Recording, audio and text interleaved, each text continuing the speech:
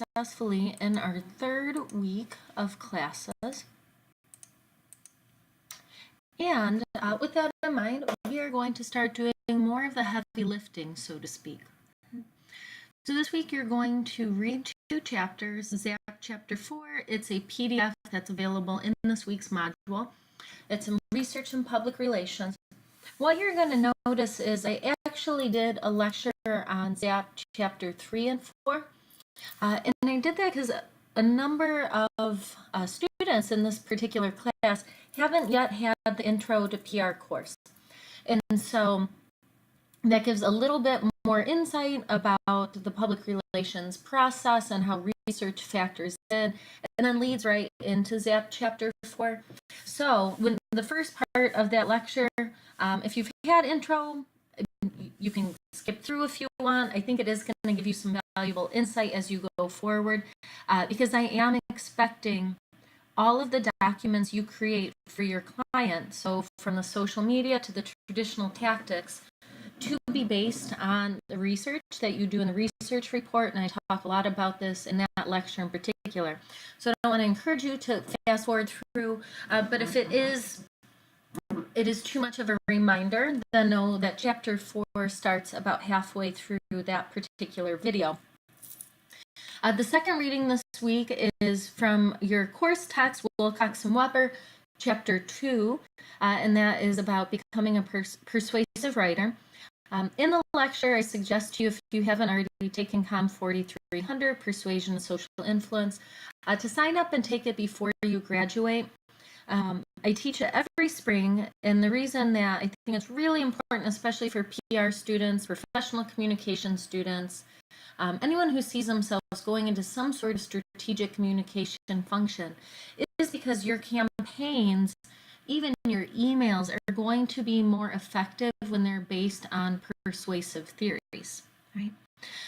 So in Wilcox and Weber, Chapter 2, do a very high-level overview, talk about some of the larger theories that you might consider drawing from. But the main focus of your week is going to be on your client research report. So this is going to be a 3 to 5 page document, and what you're going to do in here is going to excuse me one second, make sure I'm still recording here.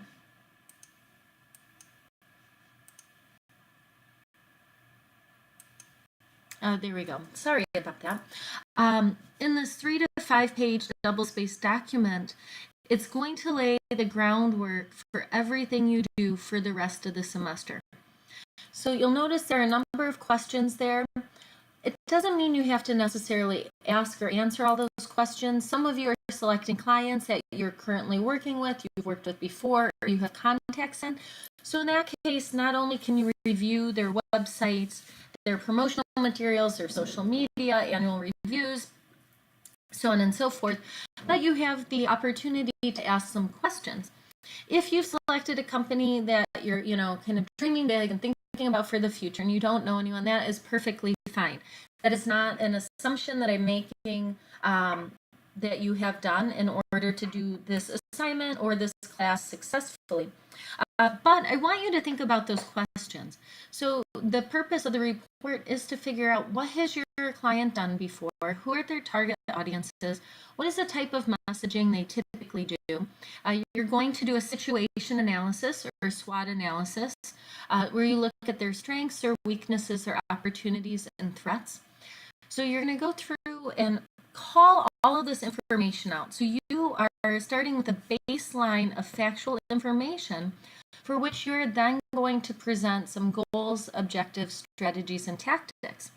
All of the tactics are the documents that you create the rest of the semester. So whether it be a press release, your fact sheet is one of them, certainly, the social media that you're going to do. So all of those documents will be written with the goals that you forward in your research report in mind. Right? So this is a very, very important document. You can see that's why it's worth 100 points, which is 50 points more than any of the other documents you're going to create for the client, because it lays that foundation for you to be successful the rest of the semester. Really make sure you go through the client research report expectation document before you start anything. And remember, everything you do should look and feel like it is prepared for the client. So make sure their logo is there. Make sure if they have a slogan or any other identifying information, their colors, their fonts, their text are embedded. Also, I have highlighted in the expectation sheet, your clients are busy.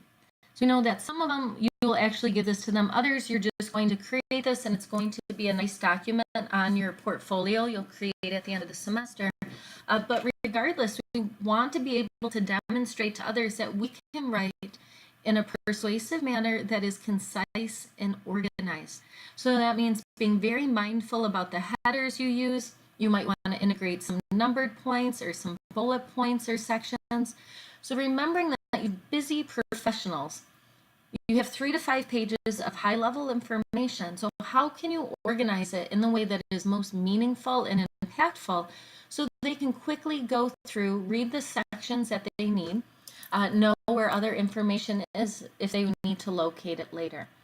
And again, with this and all documents, if you have questions ahead of time,